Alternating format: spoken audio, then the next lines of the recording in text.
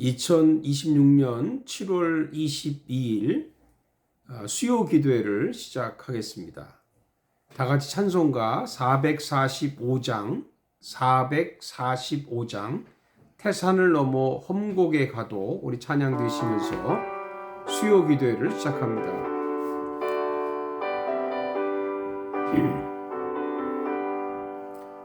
태산을 넘어 험곡에 가도 빛 가운데로 걸어가면 주께서 항상 지키시기로 약속한 말씀 변치 않네.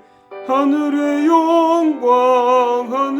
영광 나의 맘속에 차고도 넘쳐 할렐루야를 힘차게 불러 영원히 주를 찬양하리.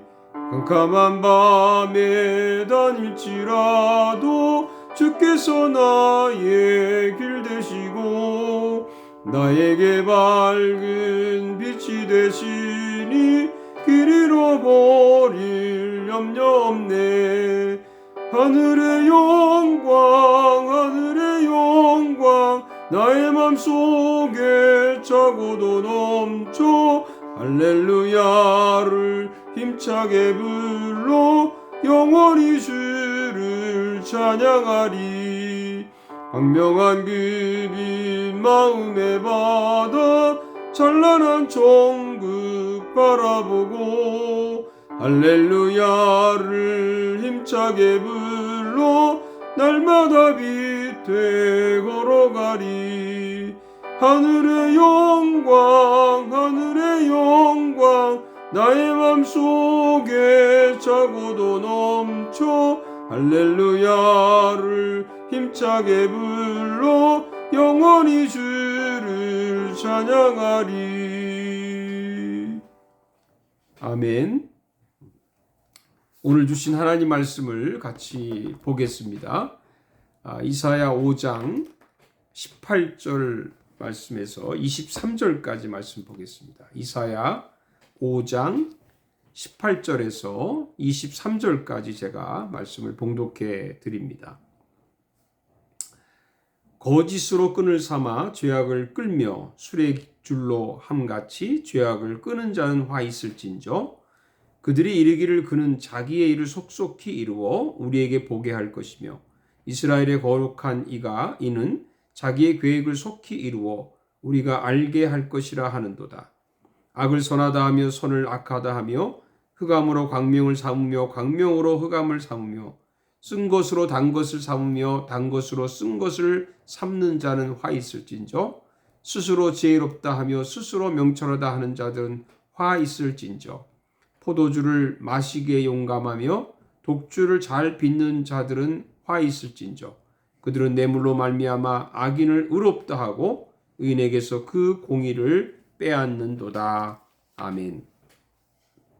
사랑하는 여러분들, 오늘은 수요 기도회를 맞아서 이사야 5장 18절에서 30절을 중심으로 해서 하나님이 화나셨다.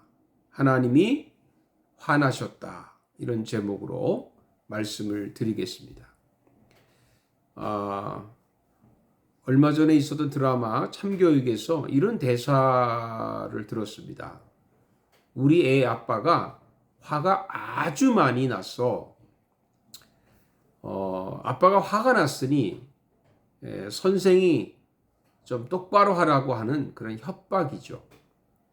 그런데요, 하나님도 화가 아주 많이 나셨습니다. 아니, 어떻게 사랑의 하나님이 화를 낼 수 있을까요? 하나님도 화를 내십니다. 그것도 아주 많이 내십니다. 오늘 본문에 나오는 6가지 죄들을 보면 이해가 됩니다. 이사야 5장 8절부터 30절까지에는 6번의 하나님의 화 선언이 나오는데 이것을 보면 왜 하나님이 화가 났을지를 이해할 수 있고 우리가 어떻게 고쳐야 될 것을 말씀하고 있는 것입니다. 핵심만 설명하겠습니다. 첫째는 탐욕에 대한 하나님의 분노입니다. 8절을 보면 가옥에 가옥을 이으며 전토에 전토를 더하여 빈틈이 없도록 하고 이 땅 가운데에서 홀로 거주하려 하는 자들은 화 있을진저. 콘도나 집이 있는데도 살지도 않을 집을 더 사고 더 사고 더 삽니다. 뭐 집을 사는 게 죄가 되겠습니까? 문제는 혼자만 부자가 되려는 욕심이죠.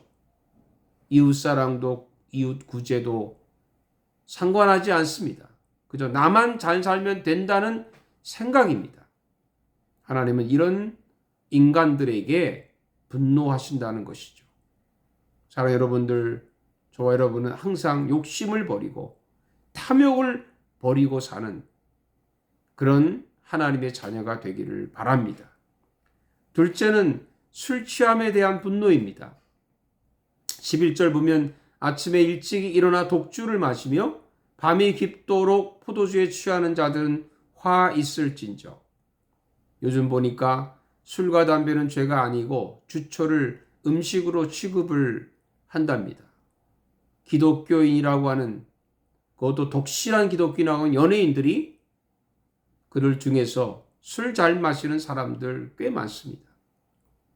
왜 하나님이 화가 나셨을까요? 12절에 답이 있습니다. 그들이 연애에는 수금과 비파와 소고와 피리와 포도주를 갖추었어도 여호와께서 행하시는 일에 관심을 두지 아니하며 그의 손으로 하신 일을 보지 아니하는도다. 술 마시면서 예배 드릴 수 있을까요? 술 마시면서 찬송과 기도를 할 수 있을까요? 술에 취해서 무엇을 할 수 있을까요? 할 수 없습니다. 술을 마시냐 안 마시냐의 문제가 아니고 하나님께 관심을 두어야 되는데 하나님의 관심도 없고 하나님의 일에 대한 관심이 없습니다. 여러분, 우리는 언제나 하나님께 관심을 두고 삽시다. 하나님이 어떻게 하시는 일에 관심을 두고 사시기를 바랍니다. 셋째는 하나님을 조롱하는 자들에게 대해서 하나님이 분노하십니다.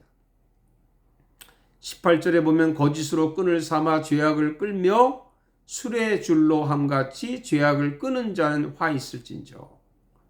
19절은요, 새 번역으로 보는 게 더 이해가 쉽습니다.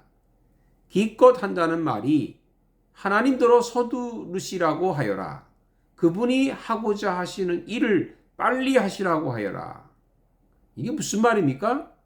자기네들은 죄를 짓는데 하나님은 절대 자기들을 벌하지 못한다고 조롱하는 겁니다. 여러분, 이런 사람들은요, 회개가 없고요, 뻔뻔하고요, 양심이 화인 맞은 자들입니다.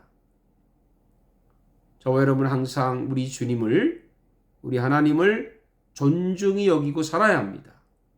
나를 존중히 여기는 자를 내가 존중히 여긴다고 했으니 내가 하나님 존중히 여기면 하나님도 우리를 존중히 여길 줄로 믿습니다. 넷째는 도덕적 타락에 대해 분노하셨습니다.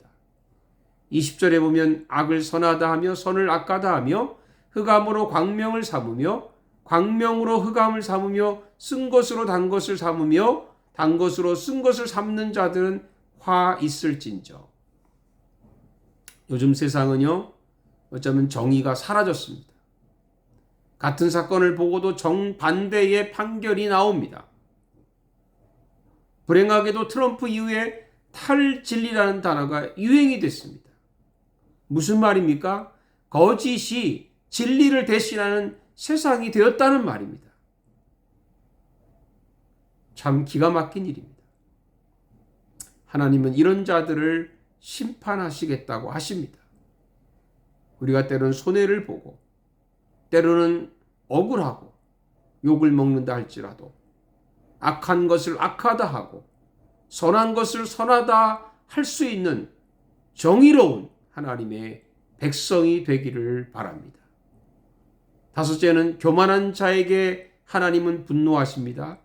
21절에 보면 스스로 지혜롭다 하며 스스로 명철하다 하는 자들은 화 있을진저. 우리 주변에 보면 자기 잘난 사람들이요 너무 많습니다. 뭐 실제 잘난 사람도 있죠. 근데 하나님은 교만을 극도로 증오하십니다. 남이 그 사람이 잘났다 해야지 본인이 잘났다 하면 그게 어디 겸손입니까? 교만이지. 여러분 늘 겸손합시다. 겸손하면요 적이 없습니다. 마지막 6번째는 죄를 용감하게 짓는 자에게 하나님은 분노하십니다. 22절에 보면 포도주를 마시기에 용감하며 독주를 잘 빚는 자들은 화 있을진저. 죄를 짓는데 용감해요. 죄를 짓는데 영악합니다. 근데 선을 행하는 데는 게으르고요. 하나님의 일에는 항상 우유부단합니다. 이렇지도 못하고 저러지도 않고 늘 하나님의 일은 미룹니다. 다음에 하겠다. 내일 하겠다. 내년에 하겠다. 그리고 하지 않습니다. 사랑하는 여러분들, 우리는 하나님을 위해서 용감하게 삽시다. 하나님의 의를 위해서 용감하게 삽시다. 하나님의 일을 하는데 용감하게 할 수 있기를 바랍니다. 오늘 돌아본 6가지 죄를 보면 하나님이 마땅히 화를 내셔야 합니다. 그렇기 때문에 이 6가지를 돌아보면서 내 자신이 어떤 사람인가를 보고 하나님 앞에 회개할 것은 회개하고 우리가 하나님의 뜻 가운데 바르게 사는 저와 여러분 되시기를 주님의 이름으로 축복합니다. 기도하겠습니다. 살아계신 아버지 하나님 은혜를 감사합니다. 우리가 죄를 지면서도 하나님을 조롱하고 우리가 삐뚤어 길을 가면서도 우리가 교만할 때가 너무 많았습니다. 하나님 저희 자신을 다시 돌아볼 때에 하나님 앞에서 정말 하나님이 나를 보면서 화를 낼 수밖에 없는 그런 죄인임을 압니다. 저희를 긍휼히 여겨주시고 주님 앞에 진정으로 회개하오니 우리를 용서하셔서 우리를 새롭게 해 주시옵소서. 예수님의 이름으로 기도하옵나이다. 아멘. 이제는 우리 주 예수 그리스도의 은혜와 우리 하나님 아버지의 큰 사랑과 성령의 교통하심이 주의 사랑하는 모든 주의 백성들 위해 이제로부터 영원토록 함께 하시기를 간절히 축원하옵나이다. 아멘.